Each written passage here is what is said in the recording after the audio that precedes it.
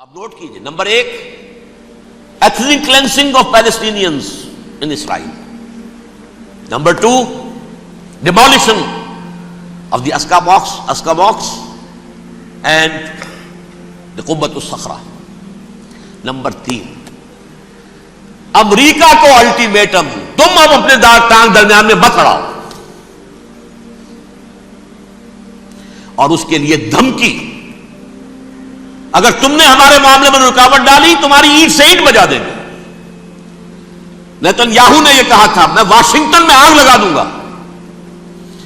یہ انہوں نے امریکہ میں عظیم ترین دہشت گردی کر کے امریکہ کی ایڈمنسٹریشن کو، انتظامیہ کو یہ دھمکی دے دی ہے کہ باز آ جاؤ. چنانچہ میں یہ بات کہہ کے پرسوں جمعے میں اپنی مسجد سے، مسجد دارالسلام سے نکلا، شام کو، اسی شام کو میں نے ایریل شیرون کی تقریر سن لی T V per. It is not acceptable. Don't appease the Arabs at our expense. We are not going to become Czechoslovakia. We have to depend on ourselves only and rely on ourselves only. کیا مطلب ہے اس کا؟ کس کو سنا رہا ہے؟ امریکہ بہادر، ہم تمہارے محتاج نہیں ہیں، ہم تمہارے ٹکڑے اڑا دیں گے، ٹکڑے کر دیں گے تمہارے، تم بیچ میں آؤ تو صحیح. اب اور دیکھ لو ایک نشانی ہم تمہیں دکھا دیتے ہیں. مجھے 100% یقین ہے یہ پورا ہسٹوریکل پروسیس، اور جس جگہ یہ پہنچ گیا ہے، جس کریٹیکل پوائنٹ تک یہ پہنچ چکا ہے، یہ جو بھی حملہ ہوا ہے ورلڈ ٹریڈ سینٹر پر اور پینٹاگون پر، یہ اسرائیل کا کام ہے. اسرائیل سے کم تر کسی ادارے کے لیے ممکن ہی نہیں، اس لیے کہ اسرائیل کے ایجنٹ امریکہ کے پورے نظام کے اندر جو ہے گھسے ہوئے موجود ہیں، ہر جگہ موجود ہیں. جیسے سرطان کا پھوڑا ہوتا ہے پورے جسم میں، وہ اپنی جڑیں جما لیتا ہے، ایسا ہے وہ. پوری ایڈمنسٹریشن، پوری اکانومی، تمام ذرائع ابلاغ، پرنٹڈ میٹر ہو یا یہ کہ الیکٹرانک میڈیا، سب ان کے قبضے میں. ڈیفنس کا سارا معاملہ ان کے قبضے میں ہے. کوئی اور طاقت یہ کر ہی نہیں سکتی. امریکہ، اس کے سیکیورٹی کے معاملات تہ در تہ، دائرہ اندر دائرہ، اس دائرے تک 100 میل تک کوئی جہاز آ جائے گا اگر کہیں جو کہ ان آئیڈینٹیفائی ہو تو یہ ہو جائے گا، کوئی اس سے آگے آگے تو یہ ہو جائے گا، اس سے آگے، اور وہ آ رہا ہے، چلا آ رہا ہے. پینٹاگون پر آ گیا ہے اور 1 گھنٹے بعد آیا ہے. پہلی اسٹرائک جو ہوئی ہے ورلڈ ٹریڈ سینٹر، اس کے 1 گھنٹے کے بعد پینٹاگون پر آ گیا. پینٹاگون وہ تو یوں سمجھیے ان کی مملکت کا حساس ترین دفاع کا مرکز، اور اس کا 1/3 حصہ جلا کے راکھ کر دیا. انہوں نے یہ دھمکی دی ہے، لیکن اس سے ان کے پیش نظر مقاصد کیا تھے؟ 3. اس دہشت گردی کے 3 مقاصد. فوراً اس کا رخ موڑ دینا اسامہ اور اس کی القاعدہ کی طرف. امریکہ غصے میں لال بھبوکا ہو کر فوراً اقدام کرے،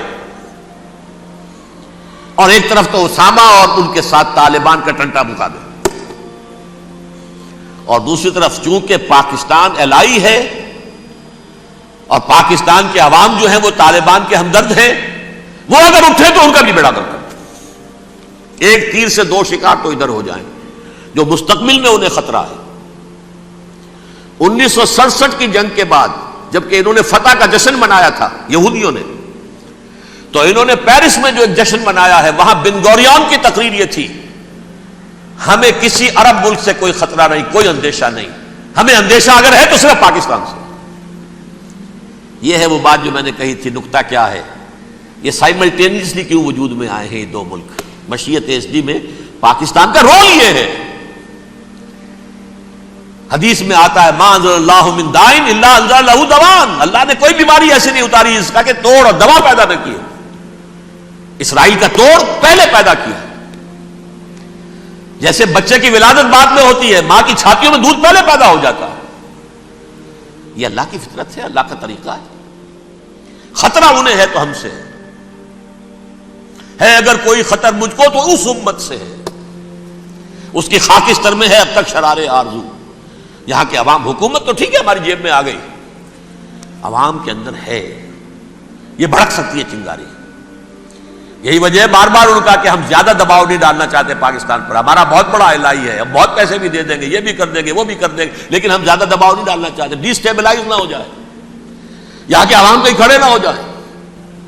جہاں اس کا خطرہ ہے کہ پرویز مشرف کی حکومت ختم ہو جائے, وہاں اس کا بھی خطرہ ہے کہ پاکستان ختم ہو جائے. ڈیسٹیبلائز ہونے کا مطلب کیا ہے؟ بھارت کو واک اوور دے سکتے, جاؤ گھس جاؤ تم, پولیس ایکشن کرو, یہاں اب امن نہیں رہا ہے, ہم امن قائم کرنے آ جائیں, یا یونائٹڈ نیشنز کی فوجیں K4 آ جائے یہاں پر امن قائم کرنے کے لیے, اور ہماری جو ایٹمی صلاحیت ہے وہ تو ویسے ہی برباد ہو جائے. ایک چیز تو ان کے پیش نظر یہ تھی, اس میں تو اللہ تعالیٰ نے کچھ تھوڑی سی عافیت پیدا کر دی ہے. ان کا خیال تھا کہ غصے میں آگ ببوکا ہو کر امریکہ جو ہے بھوکے شیر کی طرح ٹوٹ پڑے گا بس, لیکن وہاں وہ اپنے باپ کی طرح کولیشن بنانے کی فکر ہو گئی اسے. کولیشن بنتے بنتے تو وقت لگتا ہے, بستی بسنا کھیل نہیں, بستے بستے بستی ہے.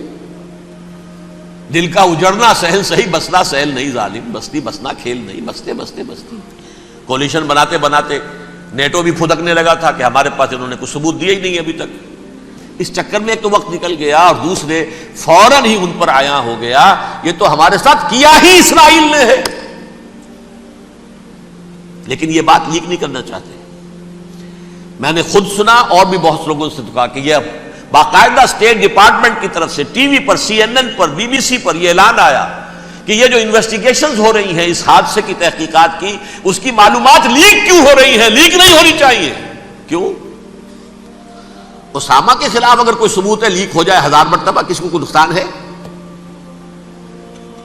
یہ کون سا تھا, کون سا لیکیج ہے جسے روکنا مقصود ہے؟ وہ تو ہمارا متمنا ہے, ہمارا بیٹا ہے, وہ کر رہا ہے. اس گھر کو آگ لگ گئی گھر کے چراغ سے, but they have given a message to the United States of America, ہمارے راستے میں اب مت آنا, ہم پر دباؤ نہ ڈالنا, don't appease the Arabs at our expense. یہ الفاظ ہیں شیرون کے. ان کی خوشامد, ان کو خوش کرنا, ان کو پسند کرنا, ان کو راضی کرنا ہماری کوشش پر.